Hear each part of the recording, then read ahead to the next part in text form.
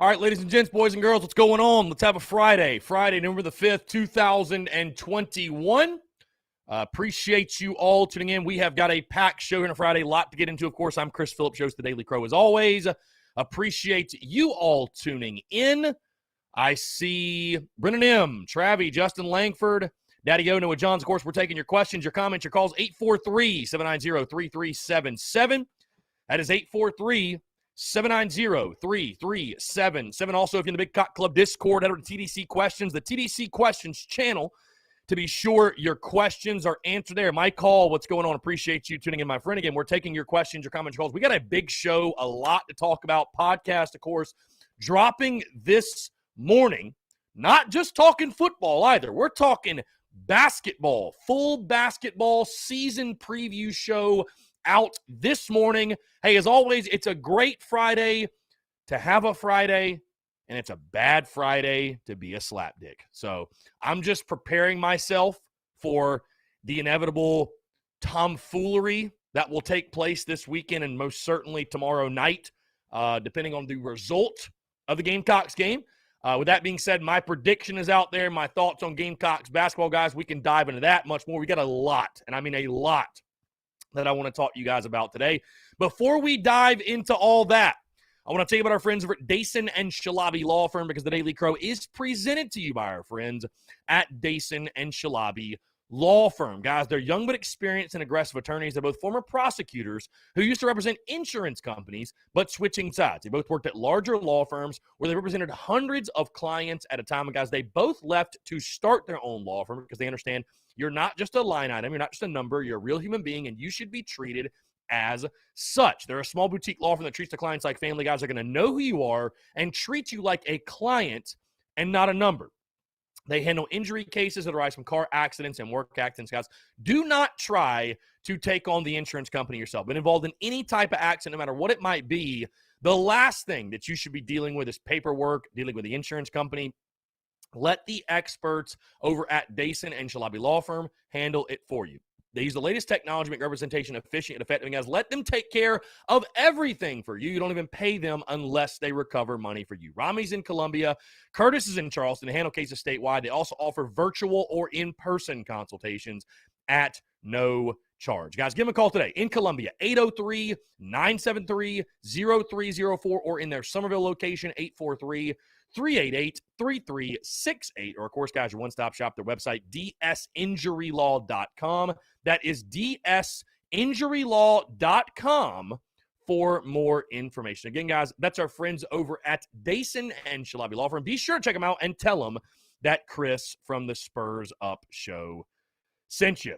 Okay, what's going on? 843-790-3377. That's 843-790-3377. Want to hear from you again. We're talking baseball, or not baseball, but we can talk baseball if you want. We're talking basketball. We're talking football, talking a little bit of everything here on a Friday, guys. Appreciate you all tuning in.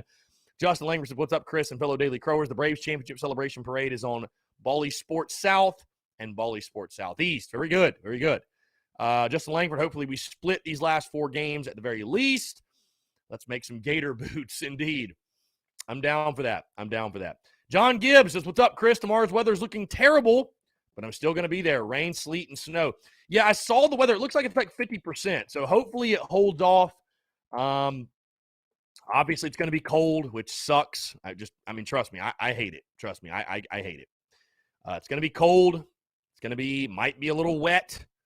It's looking like it's not going to jump above 40% until 3 o'clock. So all I can say is this, folks, put your beer jackets on. That's all you can really do in this situation. Put your beer jackets on. So I'm going to be there come hell or high water. So whatever. Doesn't matter. Mike Hall, Chris, what's your opinion at Colton at quarterback? Why not give him a shot? Got to move the football. Give somebody a shot. James Kendall says, Chris, given the weather tomorrow in the offensive line, can we confirm that God hates us? I don't know if God dabbles in such things as football. I don't know, though. I don't know. Tough. Very tough. Mike Hall says, got 2 tickets for sale. Section 306, row 22, seats 33 and 34 for 130 total. If you guys want to buy those, Mike Hall, he's commenting on Facebook. Be sure to reach out to him. Justin Langford says that coastal storm looks nasty for tomorrow. Again, hopefully it holds off. I mean, weathermen have never been right before. So James Kendall says I'll be at one of about 35,000 in the stands tomorrow, I predict.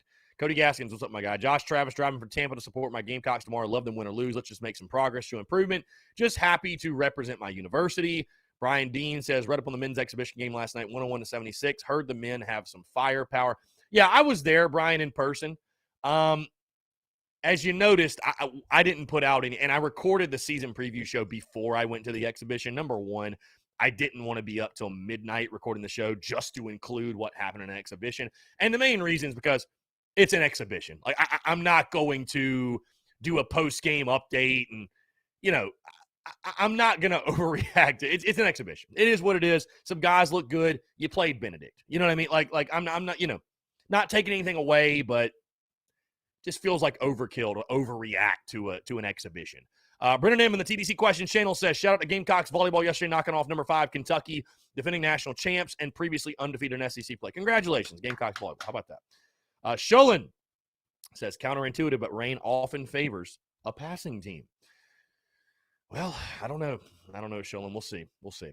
Of course, guys, with that being said, my prediction is out for tomorrow night's game as the Gamecocks take on Florida. I've got Florida winning the football game 34-13. You can hear more about that on the podcast. And, of course, if you go to social media, my explanation there as well. You know, guys, I really want to believe that South Carolina is going to play its best football coming out of the bye week. And I think this team, you know, will come out inspired, you know, fired up, ready to play, all that good stuff. But, you know, I just, when you look at, maybe the numbers don't tell the whole story. You know, of course, we know stats lie to a degree. But when you look at the numbers again, it just doesn't look like a favorable matchup with the Gamecocks. Again, if you can't run the football and you can't stop the run, and then you're playing a team that can do both of those things I just mentioned, you're going to have a really tough time winning games, guys. And that's exactly what Florida can do. They run the ball for 243 yards per game, and they hold their opponents to about 140. There's nothing that tells me that you're going to be able to run the football with any sort of success tomorrow night. And then your defensive front hasn't stopped the run worth a damn all season. I know Florida's in turmoil. I understand that. I'm not saying Florida's some great team. Hell, like, they got the same records you do. But, you know, I'm not going to let my expectations or my heart get the best of me. You know, Jason Brown, I think, will get the start. I think he will get the opportunity tomorrow night. Like I've said before, guys, I said it when they first signed. I said it all through the preseason, and I'll say it again. And it's no knock, but it's just reality. St. Francis ain't the SEC. And so while I think Jason Brown, I'm not saying he can't do some good things, but can he go out there with no running game behind a shoddy offensive line and beat the Florida Gators? I don't think so. I don't think so. And I think to expect him to do that is setting the expectations far too high. Far too high. So I think a good game for Jason Brown would be simply just don't turn the football over, protect the football, don't put it in harm's way, and he can do those things. I think he had a successful day. You know, asking him to go throw for 300 yards and 4 touchdowns, you know, it's I just think that's it's not realistic. So, Sholin, yeah. So we stream on Twitch. This is being streamed on Twitch right now, I believe. It should be. Twitch is supposed to be included. It better be. I can check real quick. It's supposed to be. Pretty sure. Pretty positive we're live right now on Twitch. I'm literally checking as we speak. Yeah, we're live on Twitch right now. Yeah, Sholin, we're on Twitch. Yeah, absolutely. And I did the the season simulation series and all the streaming for the NCAA football stuff on Twitch. So Sholin, it's just simply the Spurs Up Show on Twitch. It's the Spurs Up Show on Twitch. Brian Dean says, the only reason Florida's an 18-point favorite is their effort against Alabama. Brian, here's what scares me. You look at Florida. You know, you look at that Georgia game, for example, and you look at the final score and you say, man, they just got killed. going into halftime, they were outgaining Georgia. You know what I'm saying? They were outgaining the Dogs. So Florida has athletes. Florida has talent. Let's not get it twisted that Florida's going out there with a bunch of D2 and FCS guys. Like, they got talent. They've got talent. There's no doubt. Again, I think we could give them hell early. Maybe we can punch them in the face. Maybe we can punch them in the mouth. Whatever. And Brian Dean brings up the LSU score. Brian, do you know what LSU did in that ball game? Why they won? They ran the football. If we can run it, then all bets are off. Who knows? But again, Brian, here's what I challenge you to think about. I'm not trying to take away from your positivity and optimism because I love it. I love it. Need more of it.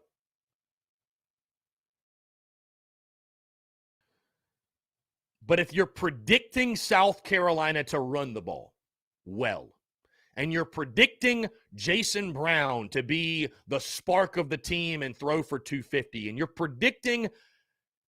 you're going against the grain. You are predicting things that have not happened all season. So what you are banking on, and it may happen, it may very well happen, Brian Dean. What you are banking on, though, is that something that has not happened all year is going to happen in this ballgame, and that basically miracles were performed over the bye week. South Carolina's best chance at pulling the upset is this. Take care of the football, muddy the game up, force turnovers off Emory Jones. You're going to have to do those things. You can do those things. All of a sudden, it gets late third quarter, early fourth. It's a touchdown type of game. It's a one-score type of game. And then from there, who knows? Who knows? But if Florida can just run the football at will and run it down your throat, you stand no chance. No chance at all. Guys, the proof's in the pudding. When teams run for 184 yards or more, you're 0-5. Or 0-4, I believe. It's no secret. It's no secret. In games where South Carolina stops the run, they succeed.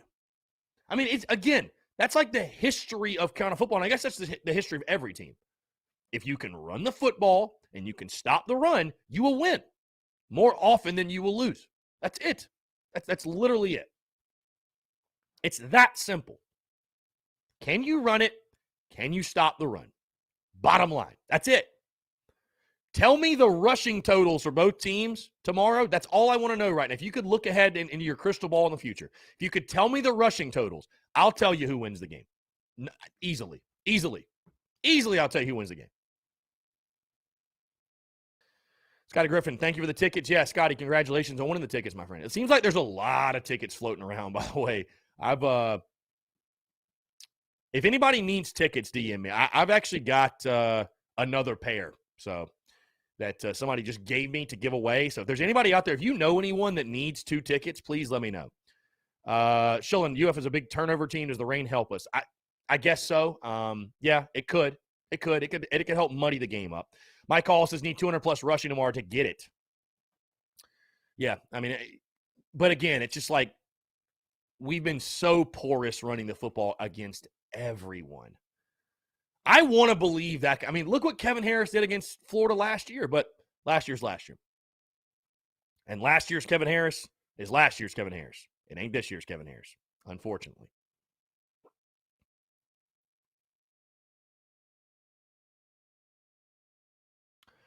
Let's see.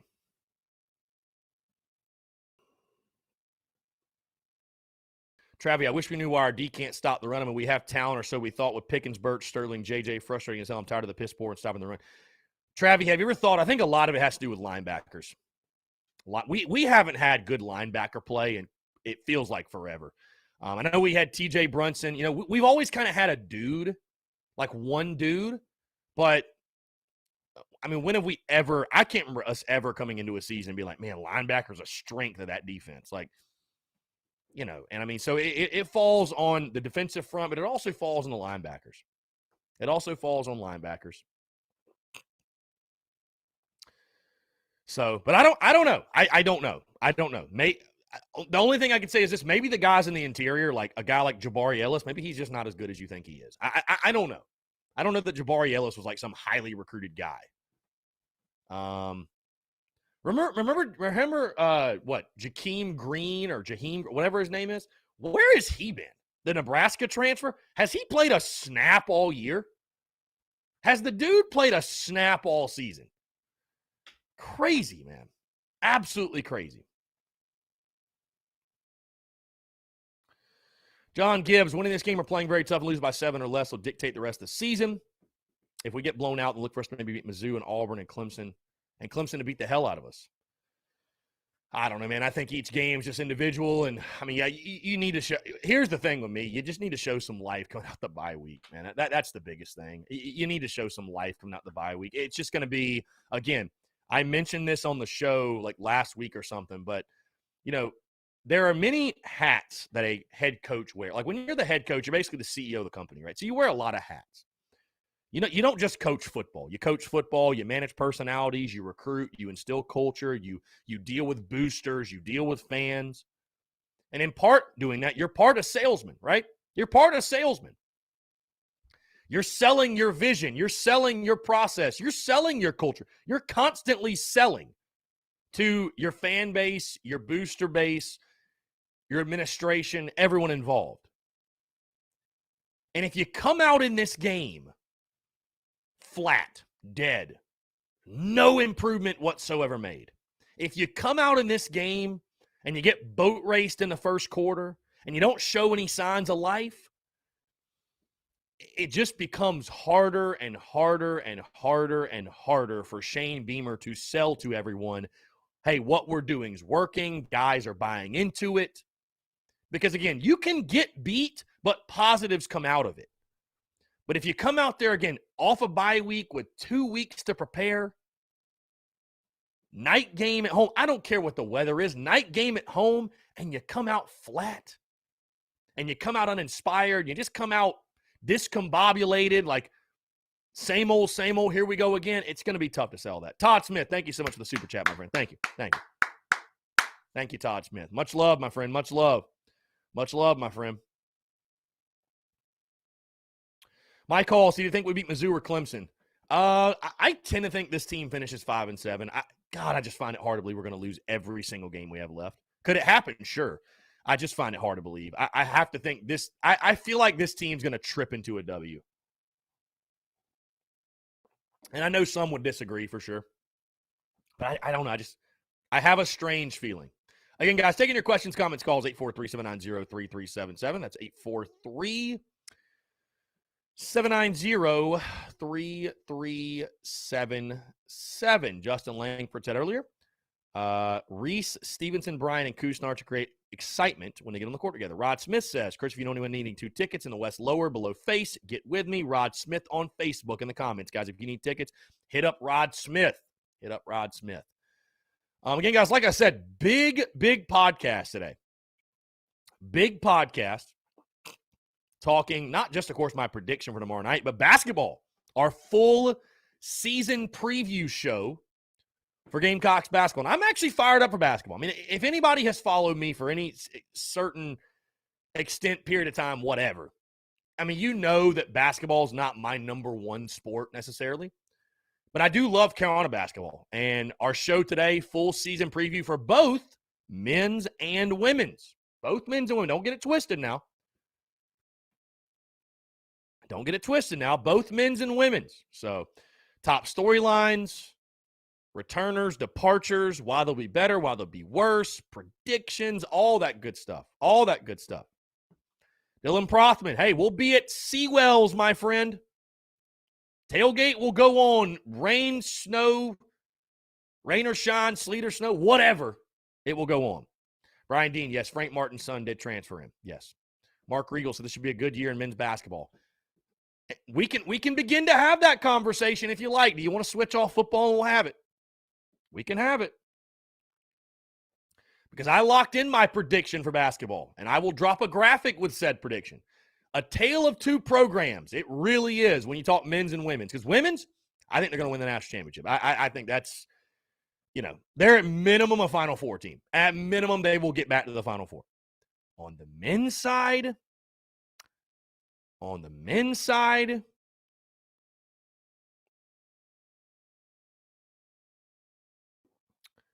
Yeah, I think they're going to be about a 500 team. I just think kind of normal Frank Martin year.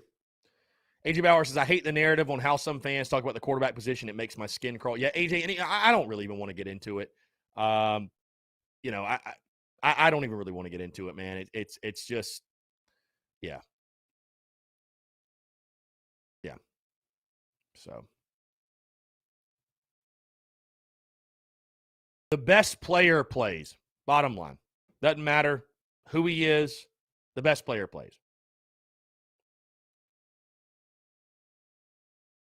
So that's all that matters.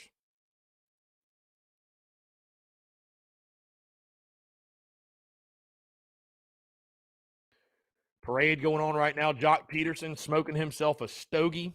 Love to see that.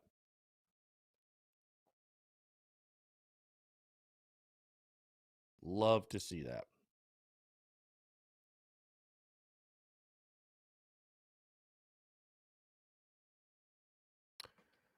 Let's see. Lance Player, what's up, my guy? How you doing? It is a chilly one. It is a chilly one.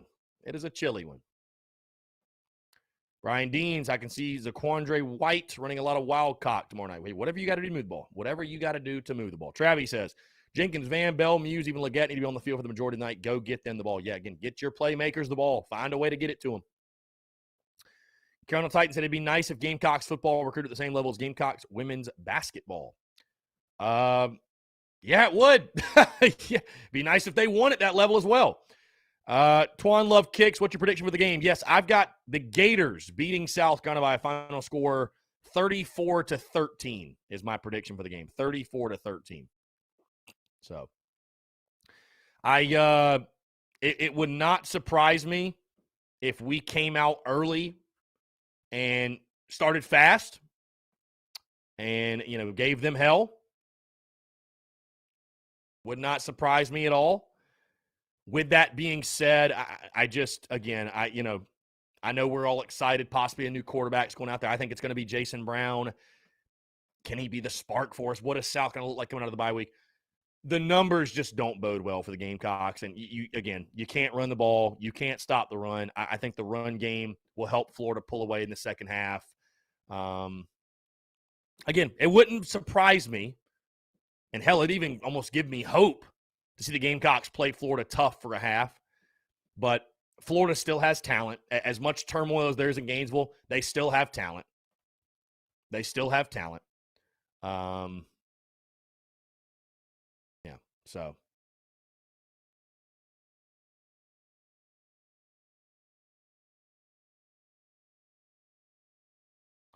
Somebody said it's official that he's a starter. Where are you seeing that, my friend? Where are you seeing that? Where is that confirmed? Because I have not seen that anywhere.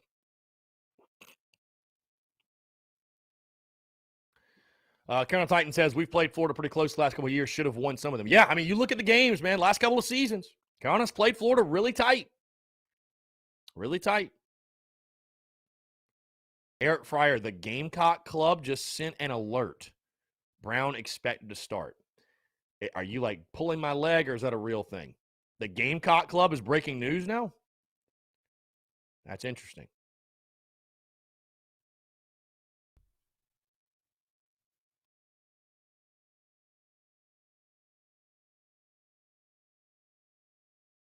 AJ Bauer says, when was the last time Florida beat us by 21 or more? I don't know. I'd have to check, man, to be honest with you. Was it 16? I don't know. Let's see. 2012, they beat us 44-11. Now, 2016, they beat us 20-7. Yeah, the games have been close. I mean, the games have been, you know, the widest margin of victory for Florida has been 14 points since 2012. So, I mean, yeah, the games have been close. The games have been close. And also, Todd Ellis pointed this out last night. South Carolina football is, since 2009, is 10-2 coming out of the bye week. Since 2009, 10-2 coming out of the bye week. So maybe that bodes well. I don't know. Maybe that bodes well. Again, I am keeping the expectations conservative, and I would like to be happily surprised. I will tell you this, though, guys. I'll tell you this. If South Carolina does beat Florida, Dan Mullen has completely lost his football team. Because, again, purely on paper, Florida should beat South Carolina. Let's just call it for what it is. They should. They're more talented than South Carolina. They should beat South Carolina. They're 18.5-point favorites for a reason, guys. They should. If Florida loses to South Carolina, Dan Mullen has completely lost his team, and I don't think he'll be the head coach much longer. We'll put it that way. Which, I mean, I'd love to see it. How different the mood of the fan base would be this time next week if the Gamecocks can find a way to do that. How different the mood of the fan base would be. Again, 843-790-3377. That's 843-790-3377. Take your questions, your comments, your calls as well. Again, guys, I've got the Gamecocks falling to Florida 34-13. I just – listen, I like Jason Brown. I think he's probably going to get the start. I'm very excited and intrigued to see what he can do. But I will continue to say this and repeat it and piss you off over and over and over and over again. As much as I like Jason Brown, St. Francis ain't the SEC.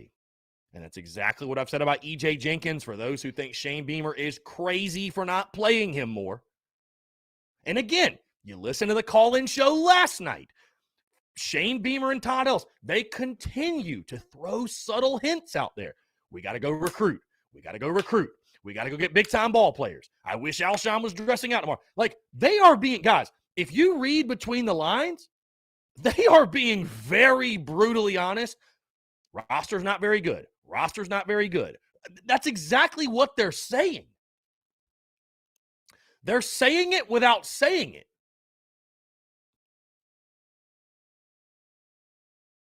Again, guys, I think I mentioned this a few months back, or maybe a month back, or a few weeks.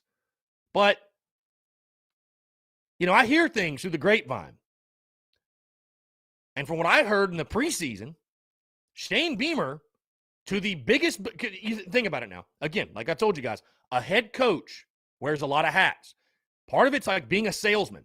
Part of being a salesman is setting proper expectations, right? So you're not losing off the jump. And so for the things I heard from people, Shane Beamer, when talking to the big boosters those are really the fans that matter. Those are fans with influence. When talking to the big boosters, he told them, hey, with this roster, we'll be lucky to win 4 games. That is a fact, folks. That's a fact. So, I don't think Beamer ever thought this roster was worth a damn. I hate to say that, and I'm not, going after the kids, and I understand these are human beings with emotions and feelings, and, we know, my good buddy Eric that called in last week, that's a fact. That's a reality, but this is a business. Take the emotion out of it. Sorry, guys. That's how it's viewed. I mean, I know this isn't the NFL, but it's kind of viewed that way. It's like, hey, this is the game plan. If, it's black and white. There's no gray area. It's not, well, Johnny feels this way, and he's trying his hardest. Nobody gives a damn. You're either good or you're just not. And so, I think Beamer kind of understood. I think that's why you're seeing these coaches with these comments they're having, where it's almost like this passive aggressive, well, we're calling what we want to call. We're calling good plays. I don't know. There's a part of me that hates that, because it's man, our guys are busting their ass trying their hardest, but on the other hand, it's I don't know. Maybe they just know they're not playing with a full deck. I don't know.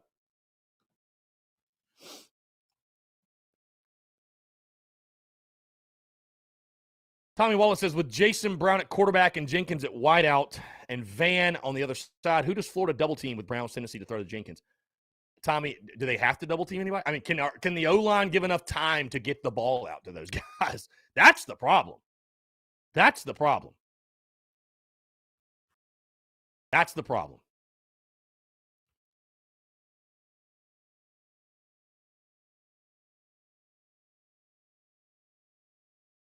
Again, we will see, only time will tell with Beamer and his coaching staff and if these comments are, because again, it's like, we'll give you the pass. I'll give you the pass in year one.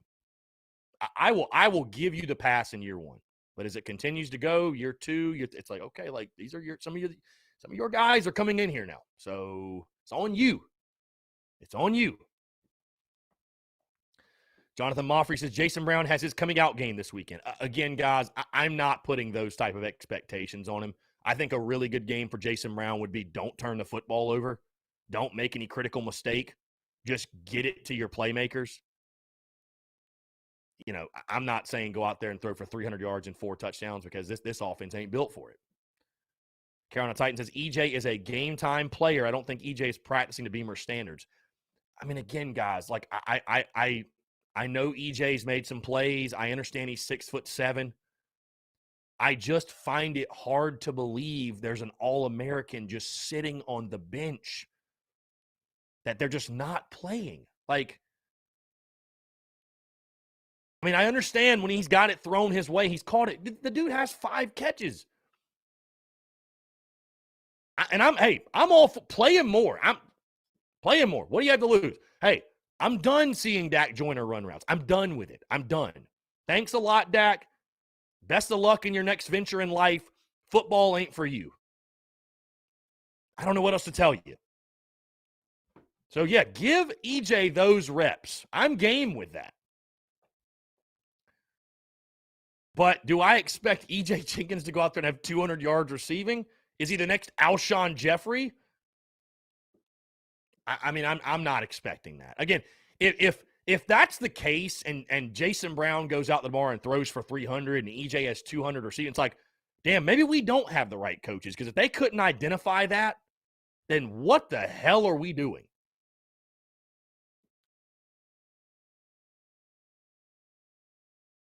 Anyways.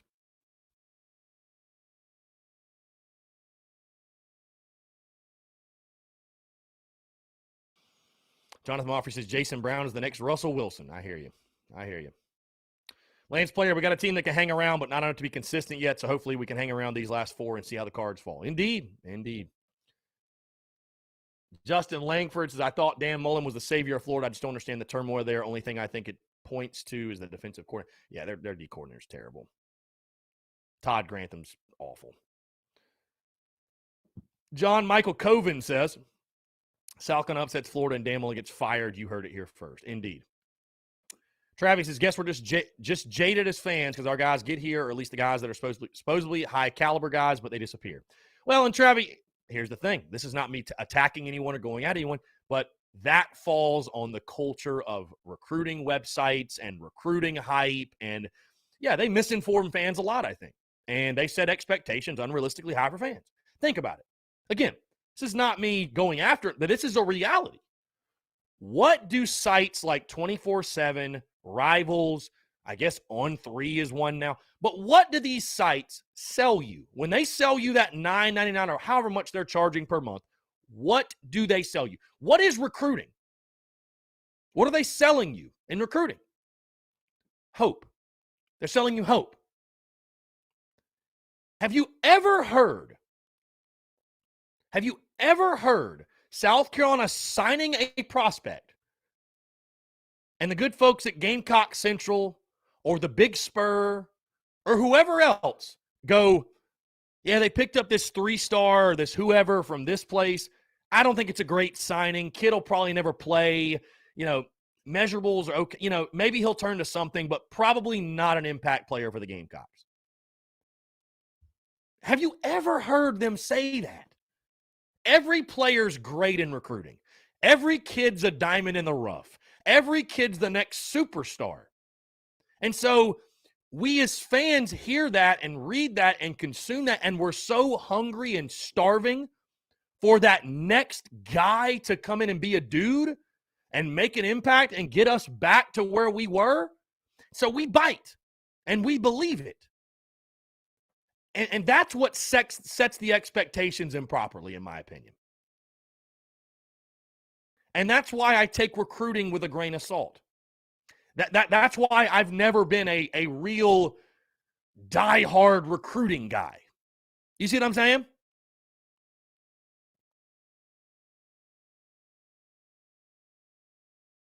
It's all in the culture. And again, I'm not, hey, they've built a fantastic business model.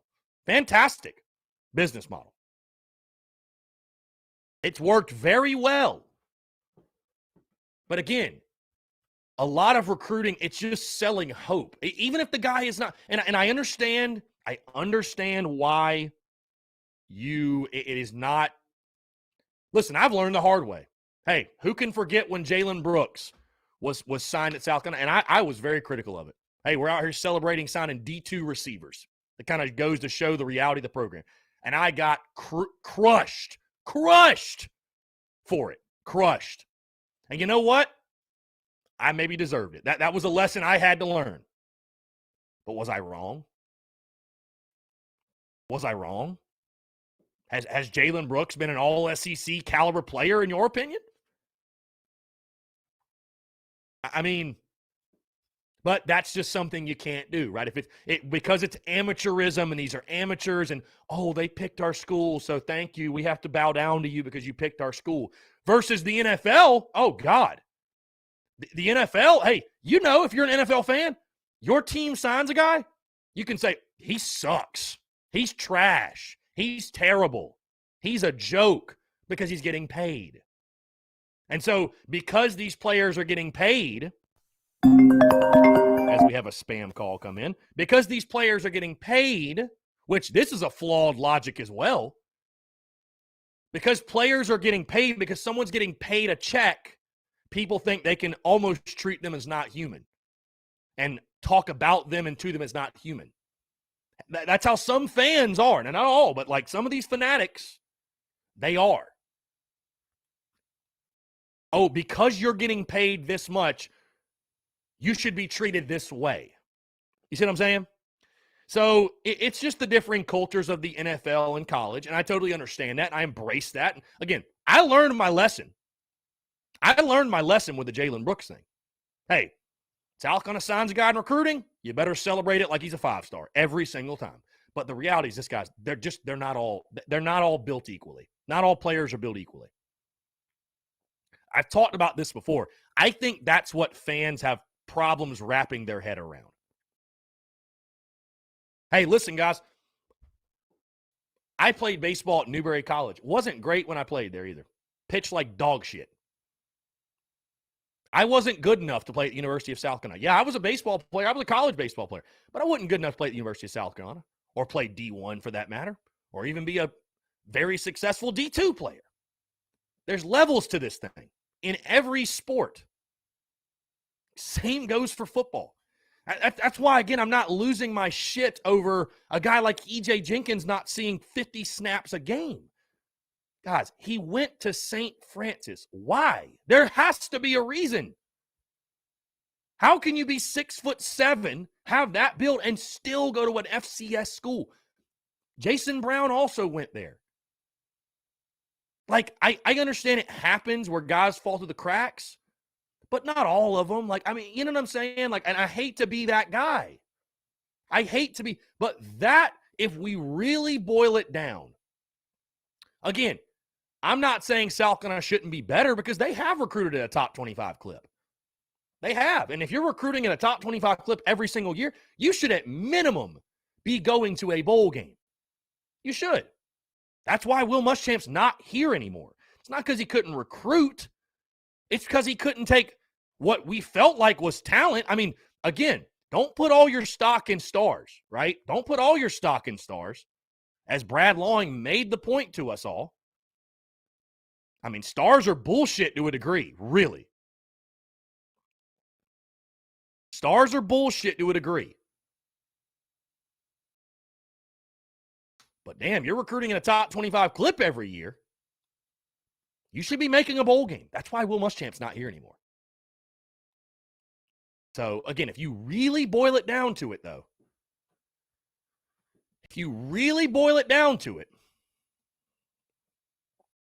know, and again, this is not me slamming them or knocking them, but a lot of it does come, I think, from, you know, just these recruiting services, and every player's great in recruiting, and every you know, and every transfer you pick up's the greatest transfer.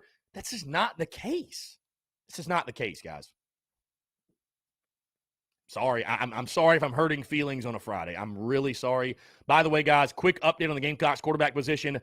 Matt Zenitz of On3 Sports reporting that Jason Brown will start at quarterback tomorrow per sources. So, yes, it sounds like that's going to happen. It sounds like Jason Brown will get the start at quarterback. On that note, we're going to take a 5-minute break, guys. I'm going to get that out on social media. Taking your questions, comments, calls. Would love to continue to hear from you. Do you think I'm wrong? Am I full of shit? I don't know. I'd love to hear from you. Take your calls, everything else. Hey, it's a Friday. It's an F it Friday, as my good friend Brennan M would always say.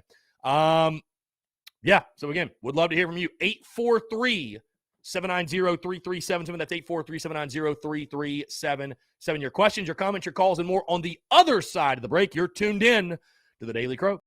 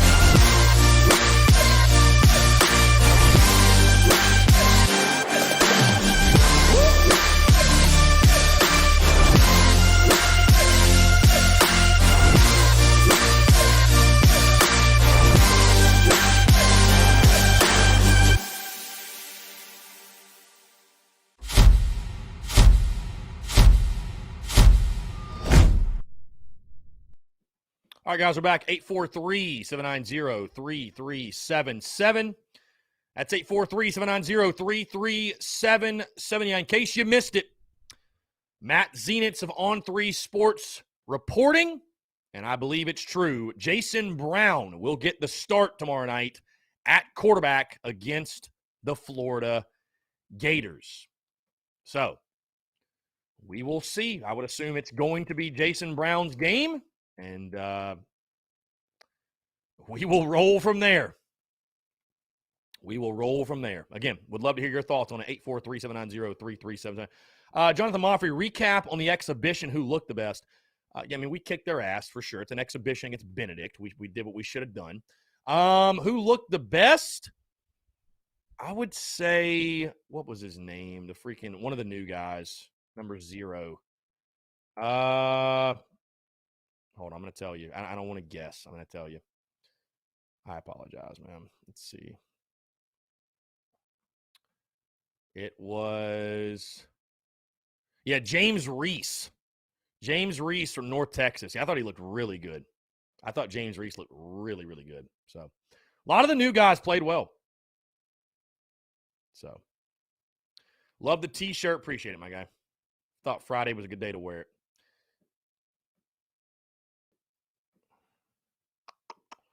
Let's see. Yeah, Reese from North Texas looked really good.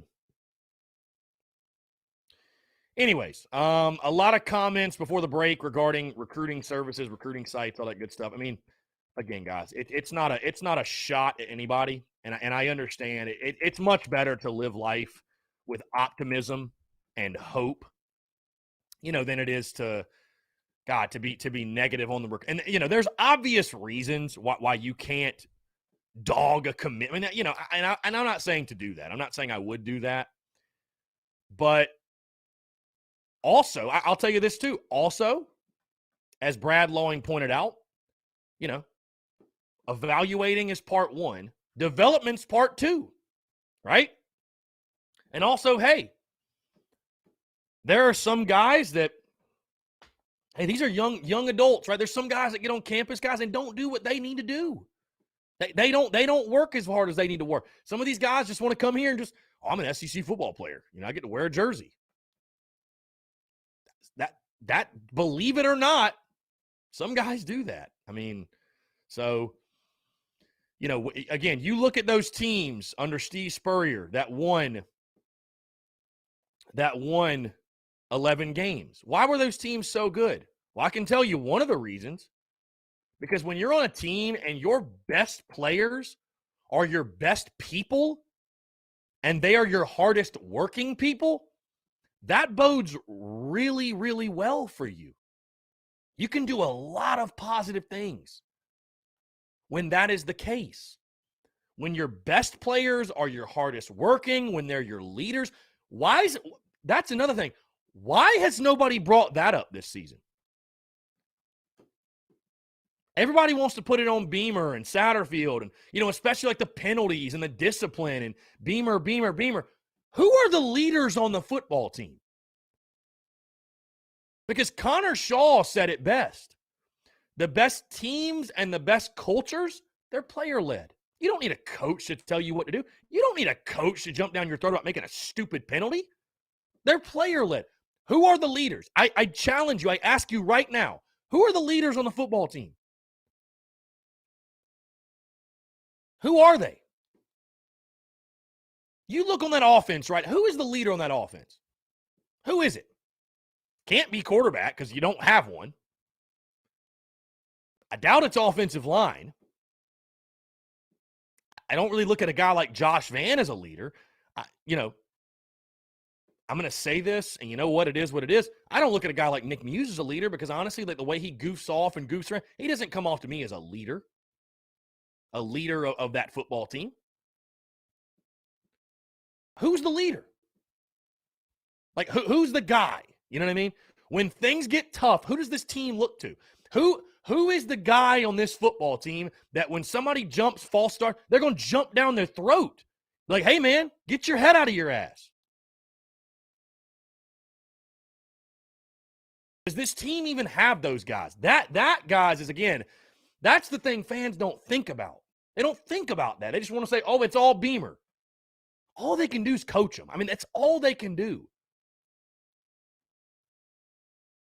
Again, I'm not trying to take any blame off Shane Beamer and Satterfield and the coaching staff because they're getting paid all that money. It's their job to get it right. It's their job to develop leaders, find leaders, whatever it might be. But, you know, I mean,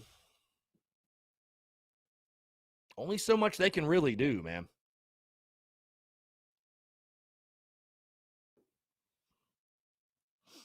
Only so much they can really do.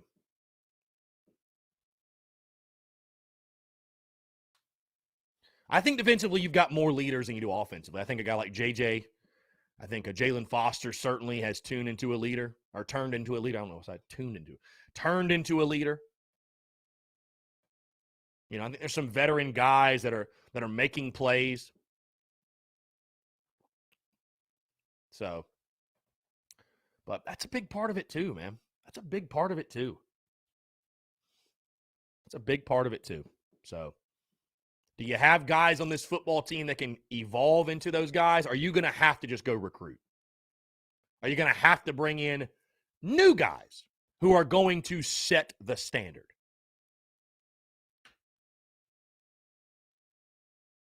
Are you going to have to bring in new guys who set the standard? You might have to do it. You probably will have to do it. By the way, guys, I know we love, this is a complete change of subject. I know we love talking food here on the airwaves, something on a lighter note. we love talking food. I remember I told you guys a couple weeks ago, I was like, man, I'm really feeling pizza. I'm feeling pizza. This Friday, cold, rainy. You know what I'm feeling today? Palmetto Pig barbecue. Woo! Woo! Guaranteed nap after that. I think my plan today, we're going to go to the gym after this. We're going to have some lunch, make some content, do some things, whatever. Thinking dinner at Palmetto Pig, though, is the move tonight. Oh, yes. We're gonna spoil ourselves a little bit tonight. A little Palmetto Pig. Why not? Either that or I'm cooking steak at home. But, man, Palmetto Pig sounds good. God, Palmetto Pig sounds good. I don't know. I need to cook. Maybe I'll cook the steak for lunch. Hey, why not? Have a day. Great day to have a day. Great Friday to have a Friday. Why not? Again, that is just a total random thought that I had.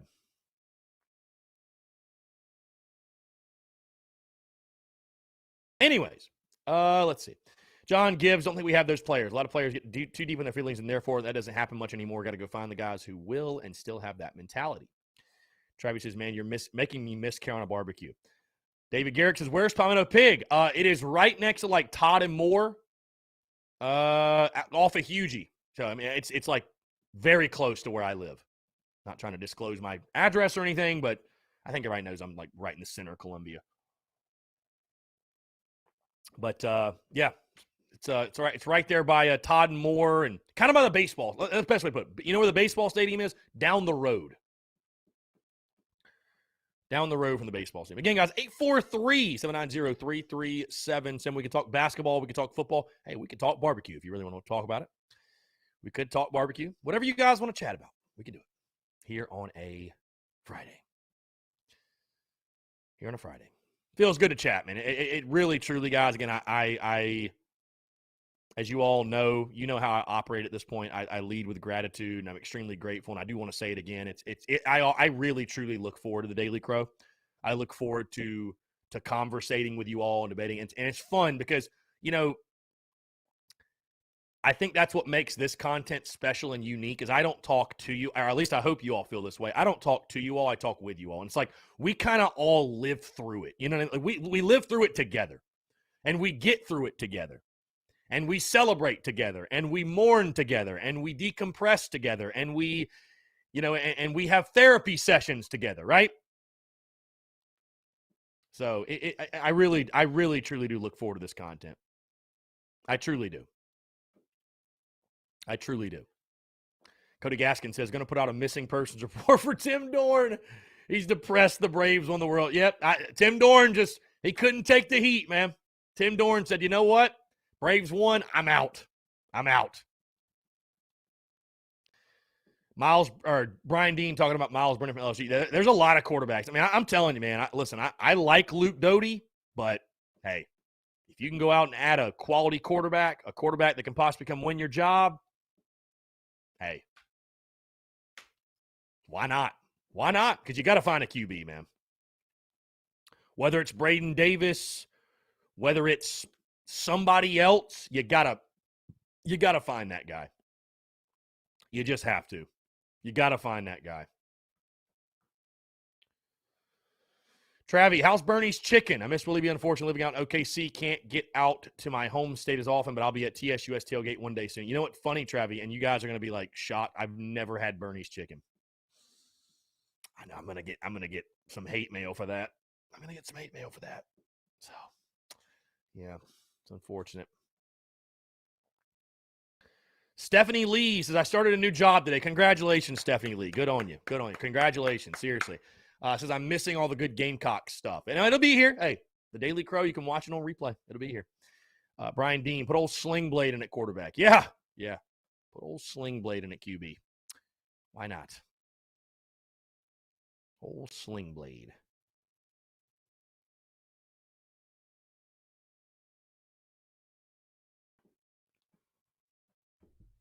Yeah, Zestos is bomb.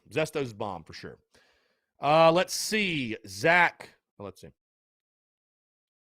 I know Tyrell Campbell's here. I gotta go eat. I will make it a point the next week to go eat Bernie's chicken. Zach Snow says, always look forward to listening and hearing all your thoughts before game and after game. You give the true opinion on things. Zach, I appreciate it, man. And somebody said that last night at the basketball game. They were showed some love. I'm like, yeah, man, I appreciate how you just keep it real. And I'm like, I don't know any other way to keep it, man. What's the other? You know what I'm saying? Like, I'm not going to go through life faking it, being phony. It's just, real always wins in the end. I fully believe that. So, Tim Dorn. Wow, Tim Dorn has checked in. He says, I haven't checked out. Congratulations, Braves fans. I'm eating my crow. Tim Dorn finally here. There we go. Tim Dorn's facing the music. There we go. Finally. It took you all week, Tim, but you're back. Love to see it. Tried to tell you, Tim. Tried to tell you, if you believe in karma, the baseball gods were not going to allow the Astros' wicked doings to go unpunished. So,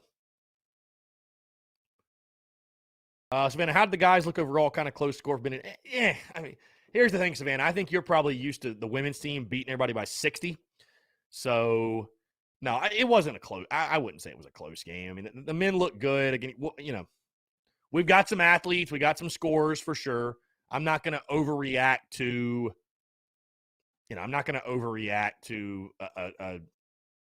an exhibition. But no, there's some promise, I think, from some of these new guys for sure. Yeah. Boop. The new shirt. Figure why not? This fits in well with our Friday vibes. Fits in well with a Friday vibe.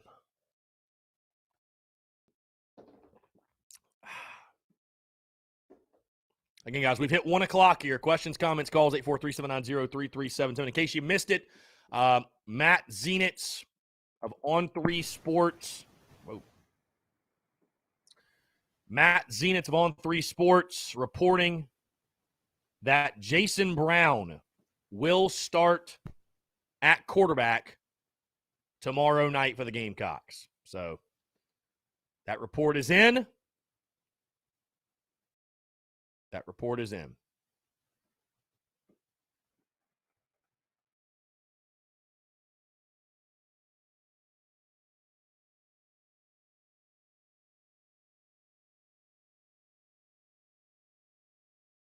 Brian Dean says South Carolina's offense is 115th out of 130th. Clemson's is 118th. Yeah, it's crazy. Savannah Webster, did you already read the college ball news prediction? Yes, I did. I can pull it back up because I don't remember the exact score. We got a call. Call from Jason. Jason, what's up, man? How are you? Good, man. How you doing? I'm doing well. Appreciate you asking. What's going on? Listen, man, I'm calling in to talk about E.J. Dickens for a second. Yeah, fire away. So this is what I don't understand. A lot of guys say he don't practice well, this and that. He comes from lower level school, lower tier school. The thing is, when you put him in a game, he's been targeted 6 times this year. He caught 5 passes. The only one he dropped, or it didn't even touch his hand, was an overthrow from Zeb in the beginning of the season.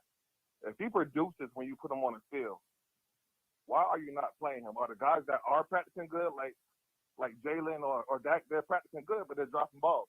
They're catching some every now and then, but why would you not give him more opportunities if he's producing? I mean, at the end of the day, when what I'm saying, men lie, women lie, the numbers don't. He's producing.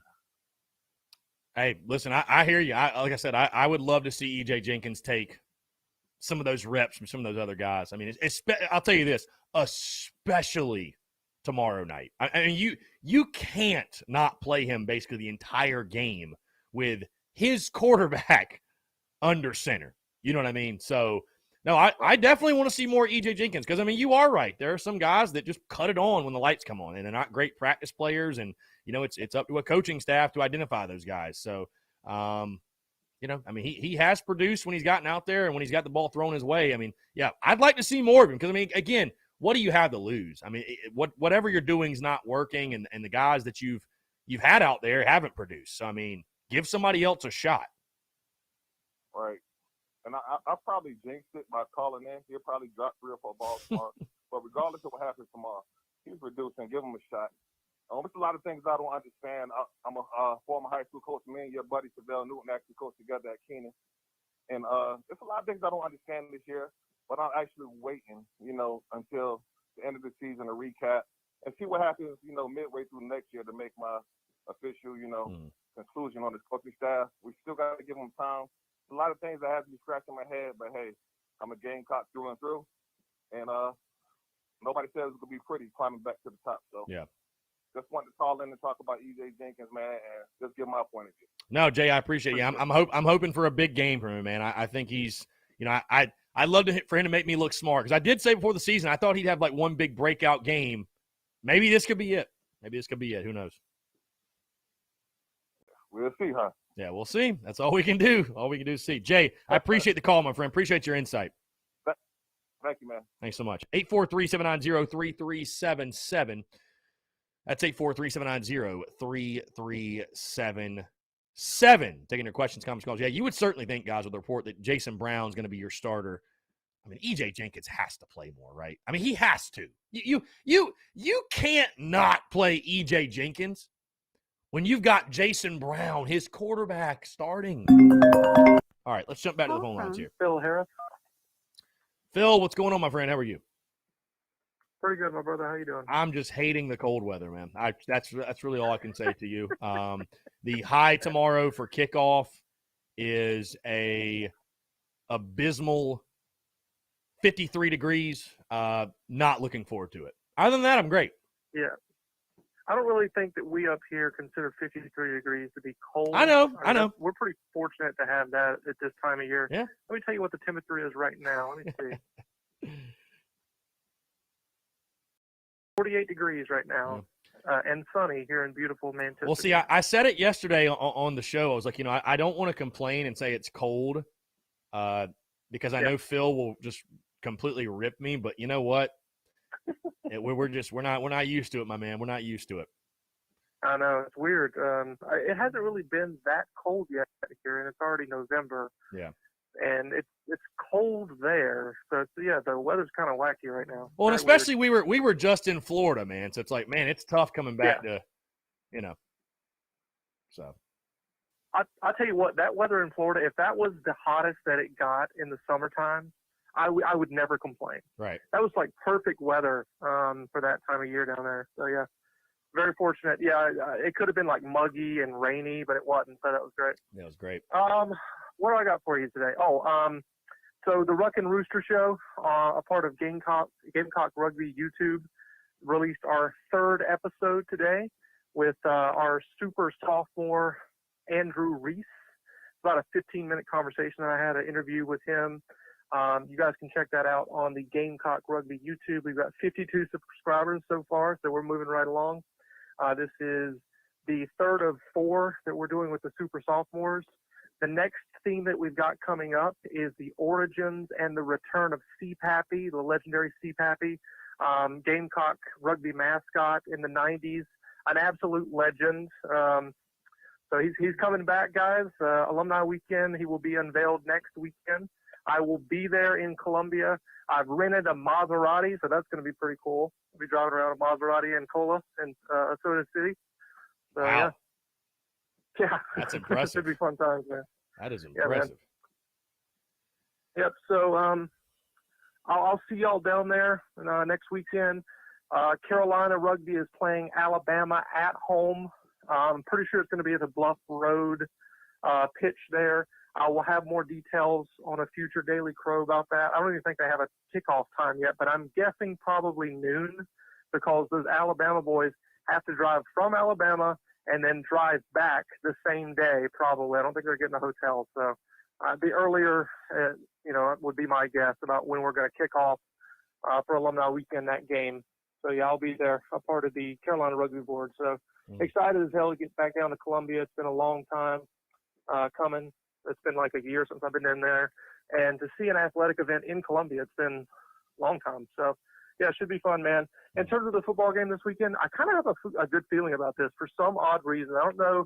Haven't been listening in to the Daily Crow past couple ones that you've had that much. How are people – is everybody just down in the dumps? Is that what's going on? Yeah. It's a mix. The people that have voiced their predictions on the Daily Crow, a fair number of people have actually picked us to win. So it's been a mix. I mean, there's certainly people that are I didn't feel like the bye week helped them out at all in regards to right. Feeling any better or having any warm and fuzzy feelings going in this one. So I'd say it's just a mixed bag, man. I think a lot of people I think fans want to be hopeful and optimistic coming out of the bye week, and they're kind of like me. They want to believe that we're primed to play our best game, and we've had 2 weeks to get ready. And because you think about this game, man, the stars kind of align in every way in regards to Florida's struggling, turmoil's hit Gainesville. What's Dan Mullen's future? They're 4-4. You're at home. You're at night. You're coming off the bye. It's just, can South Carolina actually go play well and win a game? Right. That's what it comes down to. So, and now you got Jason Brown starting with, who knows, I guess. Who knows? Yeah. So, I mean, there's a lot of question marks ultimately, but I mean, this is not a Florida team that should be overly feared. You know what I'm saying? It's not some sort of some all-decade team rolling in here. They've had their troubles this year, and their head coach might get fired after this game. If we beat them, he's on the hot seat for sure, which is wild to think about. But, we have that reputation of getting Florida coaches fired. So just hopefully Dan Mullen's not our coach in 2 years. Yeah, that's what I was about to say. As long as we don't go hire Dan Mullen after the fact, then I have no issue. Right. So. Yeah, I don't know. I don't know what the score is going to be, but I just have a feeling that we might win this game. And I don't know. It's just a feeling that I have. I hope I'm right always, with the Carolina win. So, yeah, let's hope to see it, and go Cox. Yeah, go Cox. Phil, I appreciate the call, my man. Thanks so much. 843-790-3377. That is 843-790-3377. Taking your questions, your comments, your calls. Guys, we've hit 110 here in our second hour of the Daily Crow on a Friday. Really quick updates. Savannah asked about this. CollegeBallNews.com did pick Florida to beat the Gamecocks 38-16. I've got 34-13, so pretty damn similar predictions. A recent development, by the way. The line in this game, I don't know if it's because of the announcement at quarterback or what it might be, but the line opened at 19. It since then came down to, of course, it was 18.5 as we talked on Wednesday. Just checking via our friends at circasports.com, the Gators now sit as a 20.5 point favorite. So Vegas doesn't have a whole lot of confidence in Jason Brown, I guess. That's got to be why they moved the line. Has to be. So the line now sits 20.5. Gators basically a 3-touchdown favorite in this one, guys. I made the point on social media. Florida has not beaten the Gamecocks by 21 or more since 2012. So is it free money? Is it a trap? We'll find out tomorrow night. Guys, again, continue to take your questions, your comments, your calls. 843-790-3377. I want to continue to hear from you on this Friday, November the 5th, 2020. We can also talk basketball as well as, of course, the podcast dropped this morning, episode 530, and our season preview show is out for basketball, both men's and women's. Your thoughts, your comments, your calls, your questions, all that and more on the other side. You're tuned in to the Daily Crow.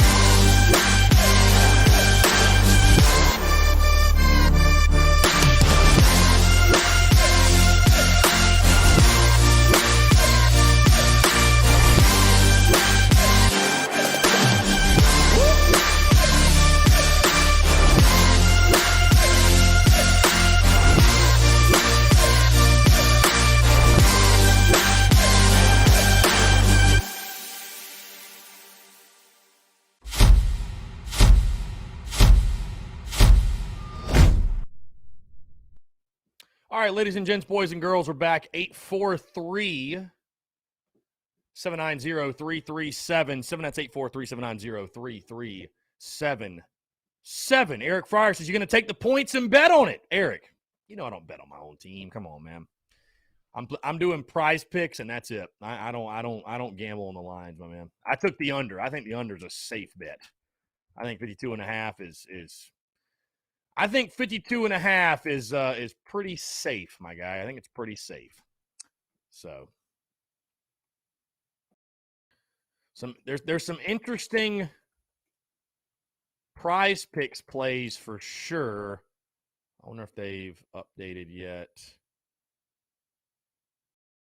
I don't know that they'll have any of the quarterbacks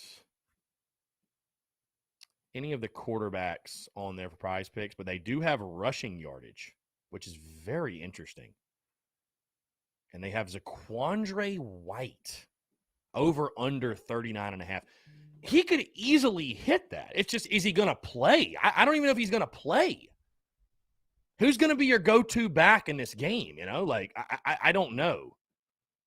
I'll tell you what, Dameon Pierce over 51.5 feels like stealing. That just, because dude, they're gonna run on us. I mean, come on, they're gonna run on us.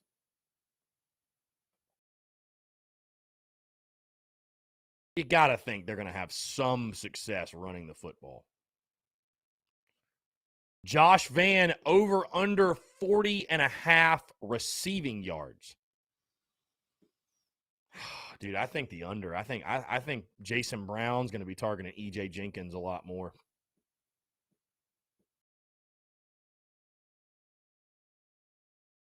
And, of course, I'll be putting out my prize picks play of the day tomorrow morning.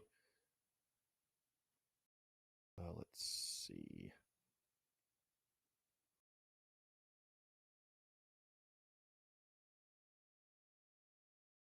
What other plays are on here? Rushing touchdowns, maybe? No. Receptions. Dude, if Van's at 4, no, he's at 3. Okay, he's at 3. So 3 threes.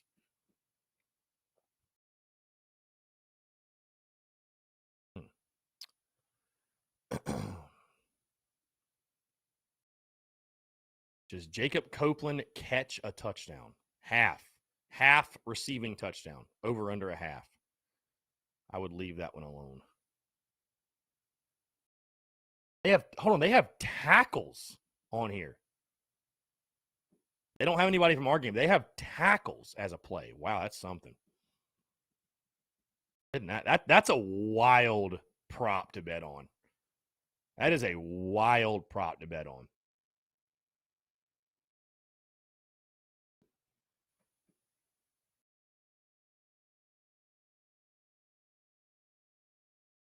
I think, honestly, guys, my favorite play is Josh Vann under 40.5 receiving yards and Dameon Pierce, the running back for Florida, over 51.5 rushing yards.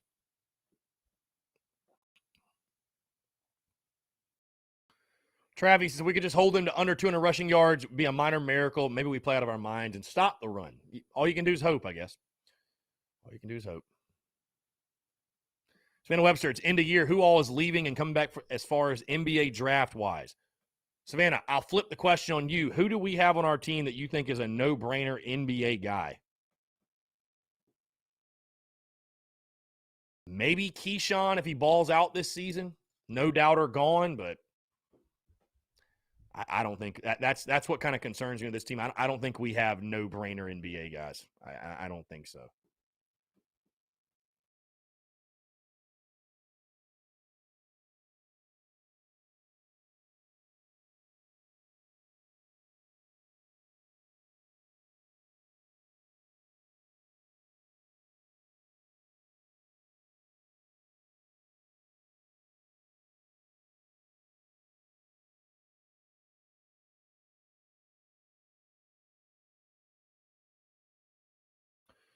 Again, guys, 843-790-3377. Frank Martin saying after the game last night, quote, "We got firepower. I'm excited for the team that we can become." I hope it comes to fruition, man.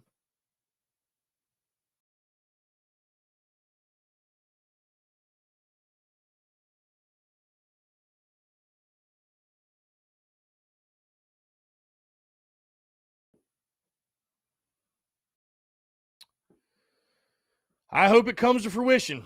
I really do. I was trying to wait for Courtney Washington in the chat before we had conversations on Frank Martin's future at County. I know Courtney will tune in. I know Courtney will chime in. Brennan M says in the TDC Questions channel, I've grown soft. I grew up in Jersey, yet I'm dying with this weather. Yeah, I'm not a fan of this weather, Brennan. I'm not. But I also grew up in South Carolina. So, Brian Dean, I think Jenkins catches multiple touchdowns more. Again, with Jason Brown getting the start, I mean, you have to. You got to throw E.J. Jenkins out there on a consistent basis. You have to. You have to.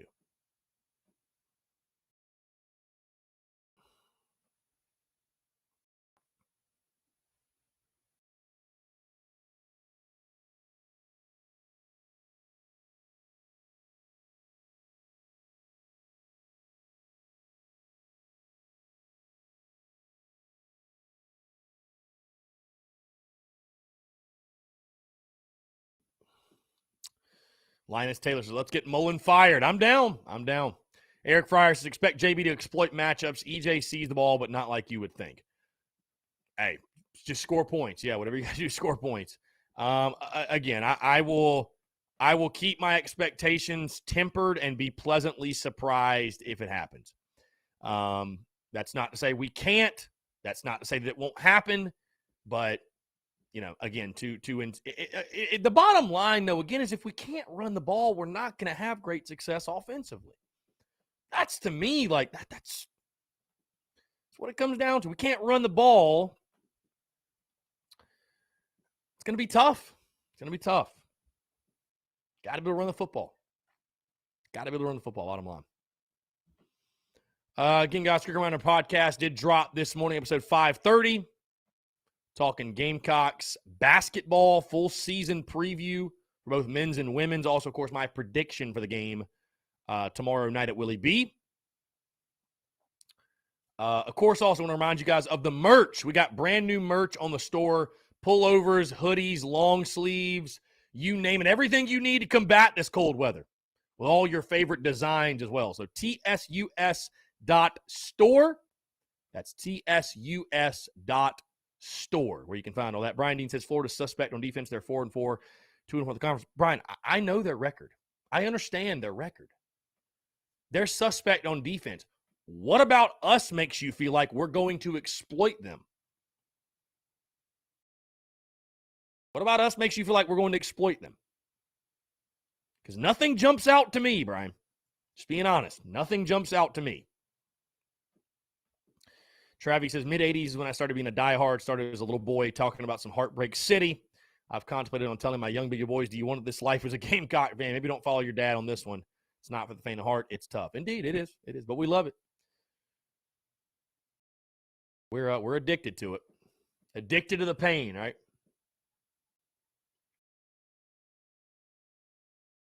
All right, let's check the phone lines real quick. Call from Robbie Davis. Here we go. Robbie, what's going on, my man? How are you? I'm good. I wanted to just call in and just say that I honestly, part of me just wants to see us, at least for once this season, play mistake-free. And I want to see us obviously hit Florida in the mouth. Okay? And there's no, I mean, we're going to, obviously, I think we're going to play hard. I just want to, like I said, I just want to see us play and be consistent and not shoot ourselves in the foot like we've been doing all season. That's all I want to see coming out of the bye week. And I thought about it really hard while I was eating dinner last night, and I was like, the more I think about it, the more I feel comfortable with the score prediction that I gave you yesterday. So my prediction still stays the same: South Carolina 28, Florida 21. I love it. I love it, man. Got to play mistake-free football or damn near close to it. You have to. You have to have a chance to win this one, but I love that. But,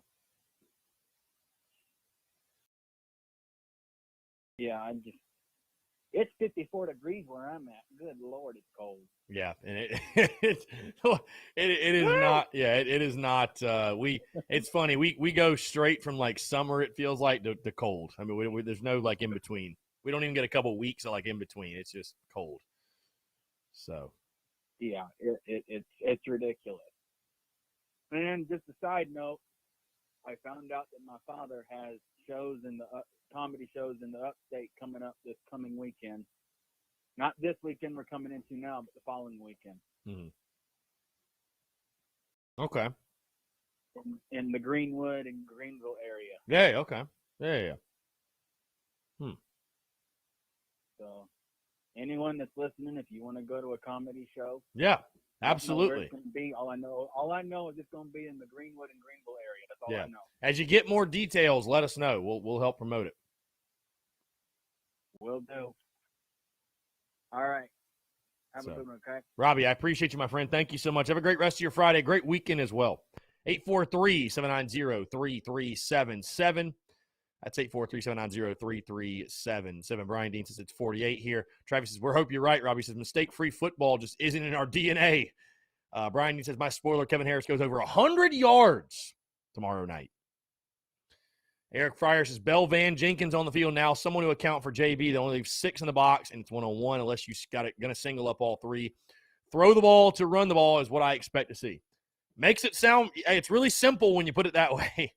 It's really simple when you put it that way. So, Jacob Edwards, the offense will have to do something we haven't seen all year in order to compete. Yeah, I mean, you're right. You're absolutely right. You are absolutely right.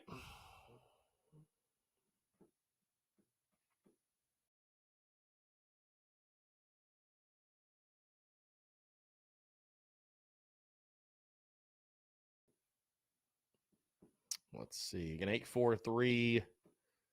843-790-3377.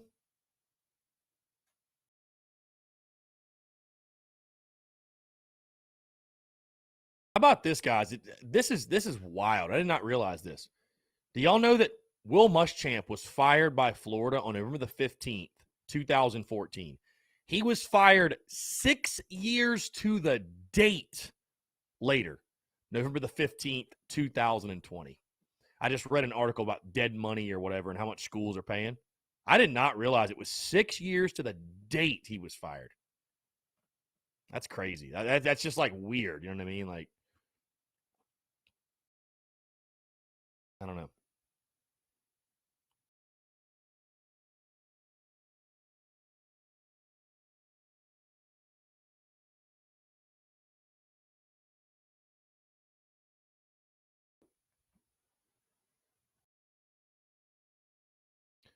About 30 minutes to go, folks, here on a Friday, November the 5th, 2021. Cody Gaskin says, Christmas music is now being played on the radio.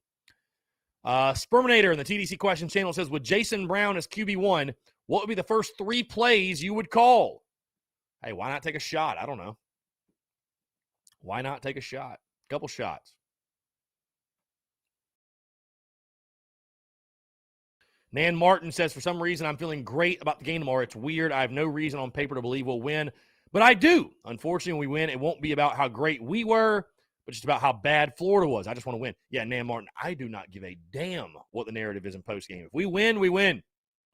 Better than losing. Winning is better than losing. Confirmed. Winning is indeed better than losing. Side note, because of what Cody Gaskin said. I'm curious to get you guys' opinion. Is it blasphemous to put up Christmas decorations and like start the Christmas season now? Should you wait till the day after Thanksgiving or wait till December 1st? Like, what do you think about people that put their Christmas tree up like November the 1st? Because those people are out there. Those people are out there. So.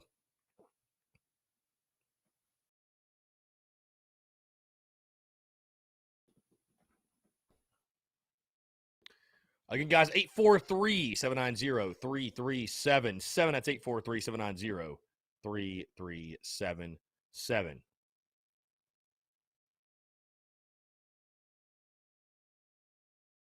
Man Martin says, I'm looking for a tree now. You know, I've got Christmas lights that I can put up behind me. I've got Christmas lights. So I'm going to wait. I'm going to wait till after Thanksgiving. I'm going to wait. I'm going to wait.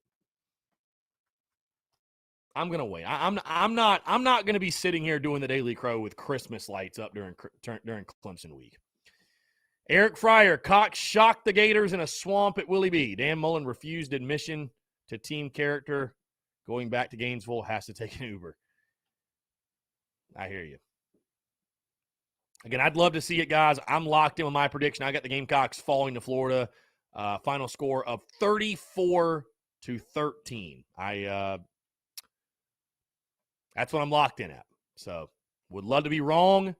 I think certainly there's an opportunity tomorrow night to play really good football, and who knows? You know what I mean? Who knows? So,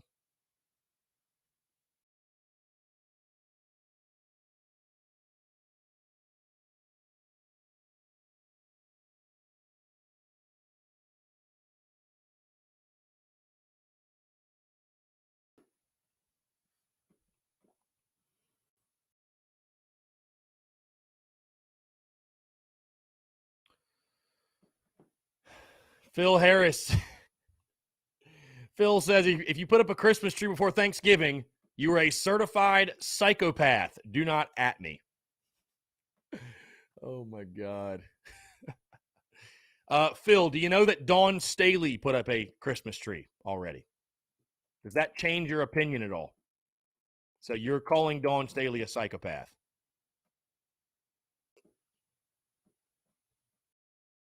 Just FYI.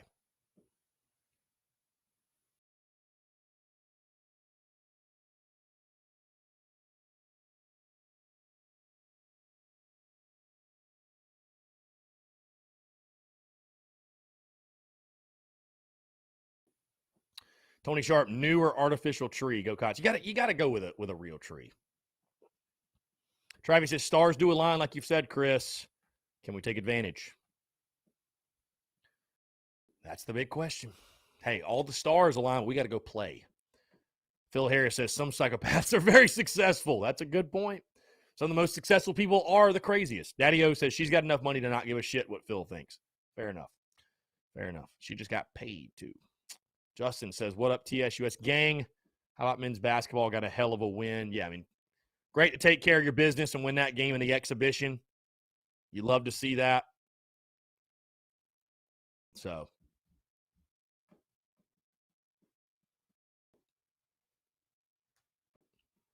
absolutely love to see it.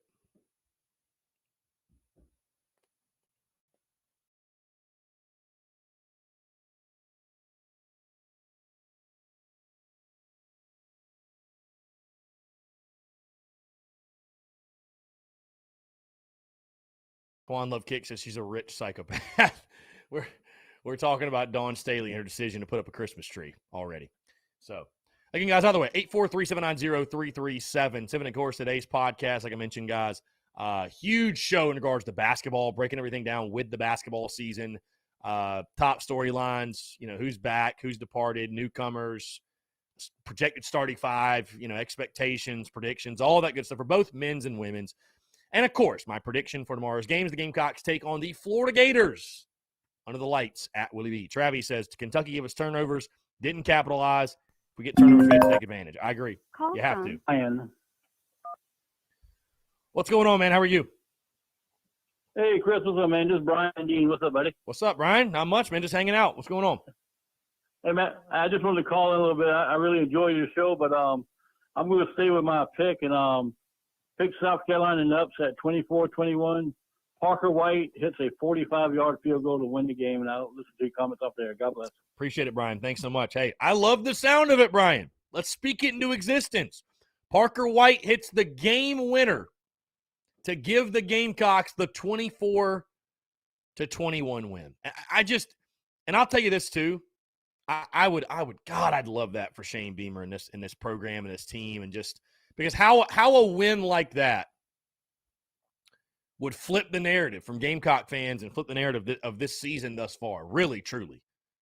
You know, it would be that signature win, that hang your hat type of win, that, hey, we're ahead of schedule type of win, if you could do it. So, Brian Dean's locked in 24-21, Parker White with a game winner. I love to hear that. Love that pick. And, Brian, appreciate you. Appreciate the kind words, my friend. Thank you so much for you tuning in on a daily basis. Travis says, be nice to have a Foster pick 6. Dude has balled out all year. Yeah, I think defense has got to make plays. You might need one for special teams. So,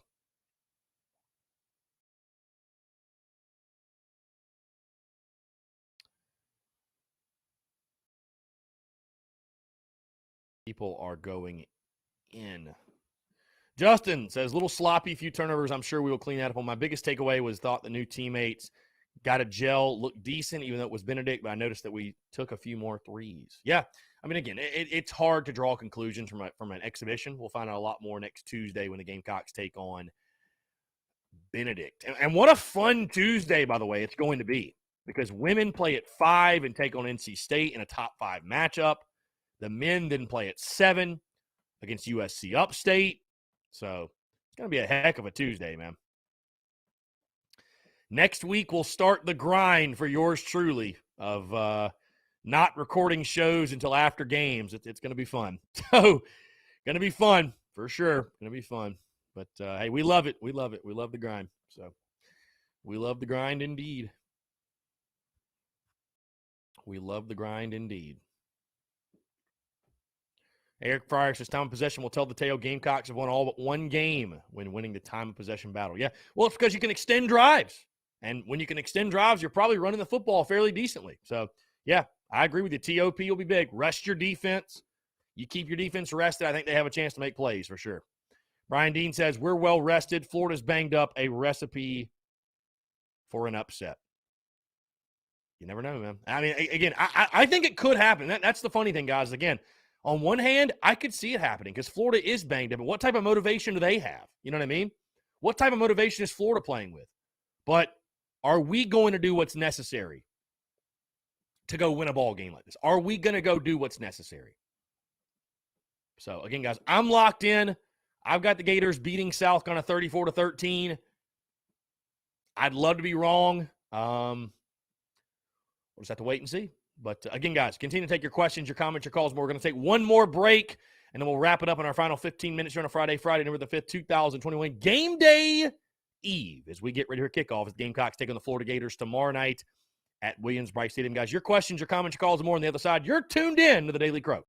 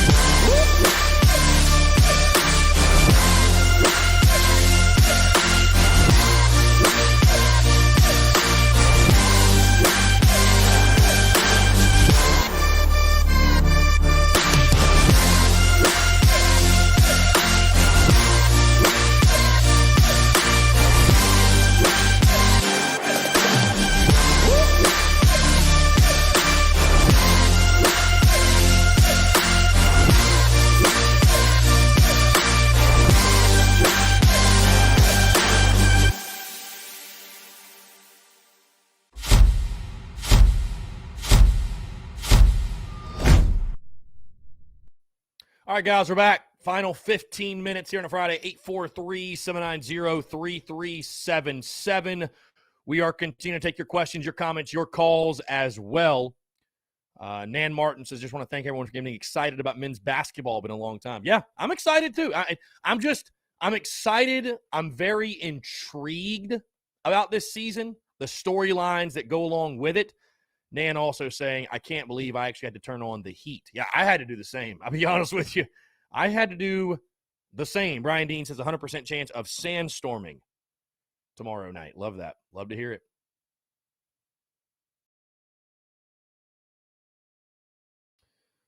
Everybody reacting to the news. In case you missed it, guys.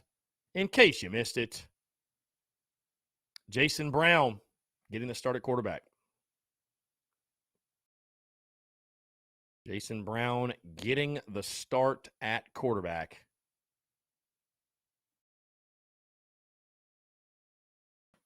In tomorrow's game. So what does it mean? What does it mean? Again, 843-790-3377. Guys, like I said, quick reminder. I picked the Gamecocks to fall tomorrow night, 34-13. Also on the podcast, full season preview show. And, of course, I'll go ahead and bring it up. I don't know if Courtney Washington's tuning or not. I wish she was, because she is the biggest Frank Martin defender, if you will. And I like Frank. Don't get me wrong. I like Frank. But to act like the number one storyline of this season is anything other than Frank Martin, his future here, is just, it's ignorant. And the question comes back to, how many games does Frank Martin have to win to remain Gamecocks head coach? What are the expectations? You know what I mean? What are the expectations? I picked this team to finish 15-16 overall and 6-12 in the SEC. I don't think that will be good enough. Nor should it be, in my mind. Because, again, at some point, guys, just because you've been bad for much of your history, at some point you have to take a step back and say, do we even have expectations for basketball? Men's basketball. Do we have expectations?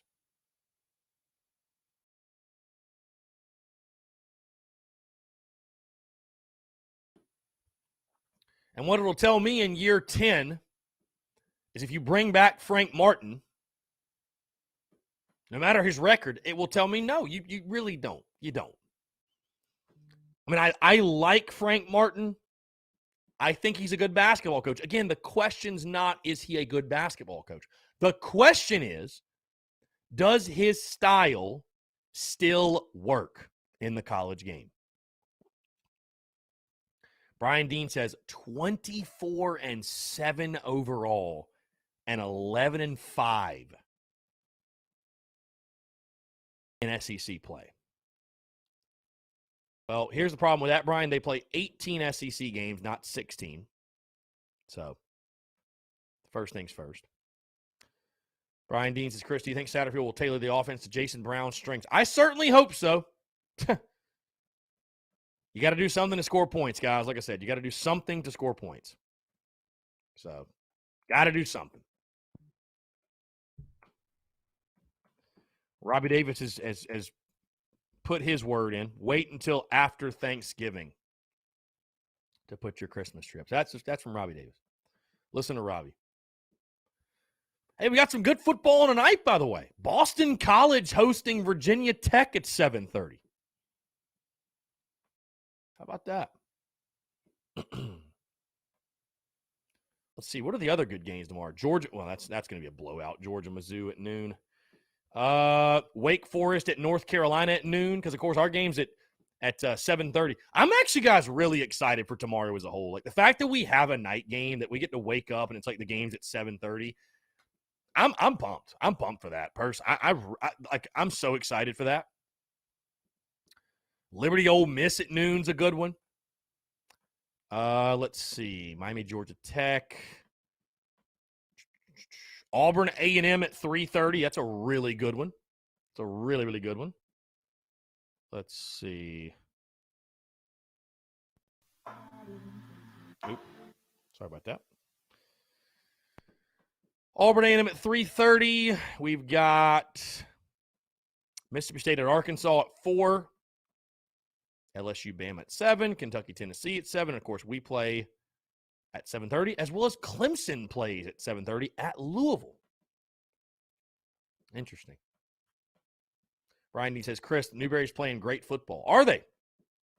I haven't really kept up with it. Daddy O, SC, yeah, South Carolina High School playoffs begin tonight. Yeah, for sure. I don't think North Augusta's in it. So.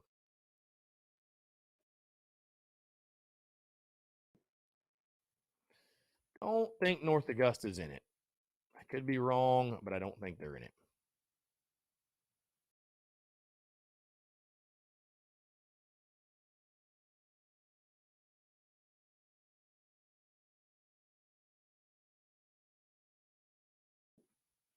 Are there any games in the local Columbia area? Teams that play? No, it doesn't look like North Augusta made the playoffs. Doesn't look like it.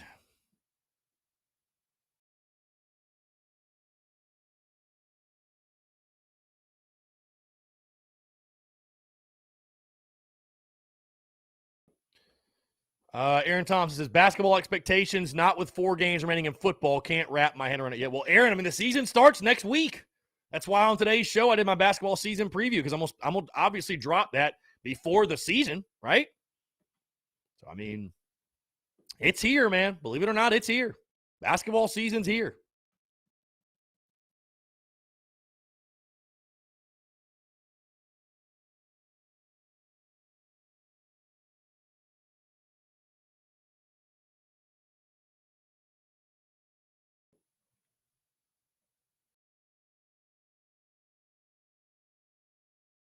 Again, guys, 843-790-3377.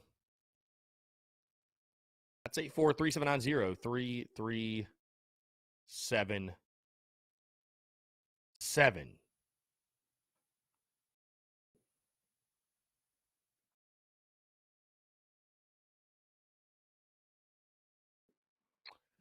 John Gibbs, have to have expectations for all sports, especially our major sports. If Frank can get the one player to spark our team, then who knows what can happen. It would baffle me to think some fans, God forbid our administration, do not have expectations. Don't play the game if you don't have expectations. I mean, I hear you. Man. Yeah. You got to at least be on the bubble, come close to postseason. You have to, man. You have to. Get closer, show progress, something. Greg Bedinger says, hey, Chris, I've been away. What's your prediction for tomorrow night's game? I've got the Gators getting the W, Greg, 34-13. It would not surprise me if South kind of came out firing early and coming out of the bye week. I want to believe the Gamecocks are going to put their best foot forward and play a solid football game. But again, if you believe in the numbers and you believe in the statistics, and do they tell the entire story? No. But with that being said, what are the things South Carolina cannot do? What have they proven to you they cannot do? They cannot run the football, and they cannot stop the run. And guess what Florida can do? They can run the ball. They average 243 rushing yards per game. Can anybody answer me how Carolina is going to stop the run? Nobody talks about it either. That's what's crazy. Nobody talks about it. How are we going to stop the run, guys? How are we going to stop the damn run? Is the defense improved this season? Yes. Night and day. How are we going to stop the run, though? Because we can't do it. We haven't done it. We've given up 230 yards rushing or more in 3 of the last 5 games. That has to stop. I like our defensive front. There's some next-level talent there. But we can't stop the run. The D-line's not as good as people want to give it credit for. Obviously, it's not. Or the linebackers are just that bad. There's something. Why can't we stop the run? Why? I don't get it. You look at the roster and it doesn't really make sense. I mean, it just doesn't make sense, man.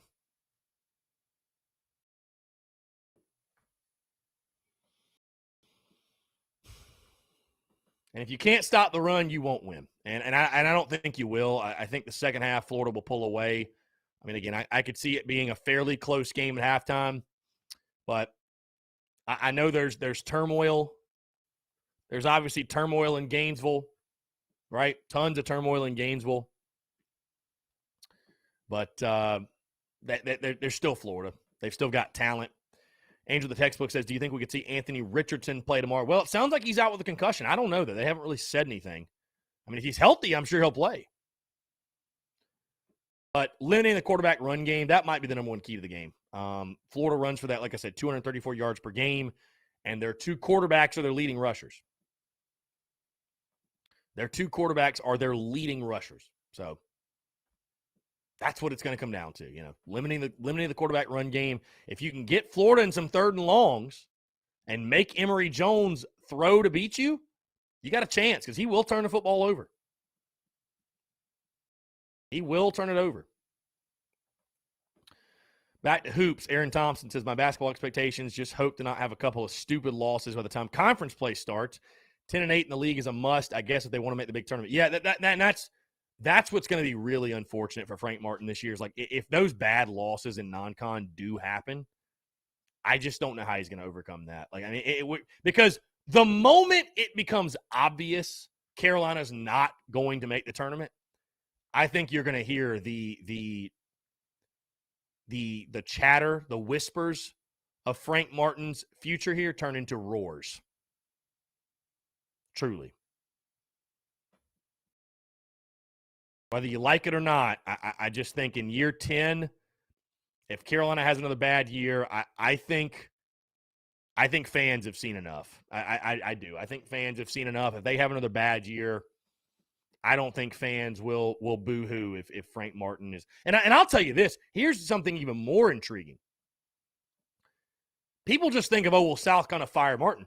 Here's the other side of it, guys. Will Frank Martin just leave on his own? Because he's had other opportunities. Will he walk? He'll be like, you know what? To hell with it. I'm out. Could happen. Just saying it could happen.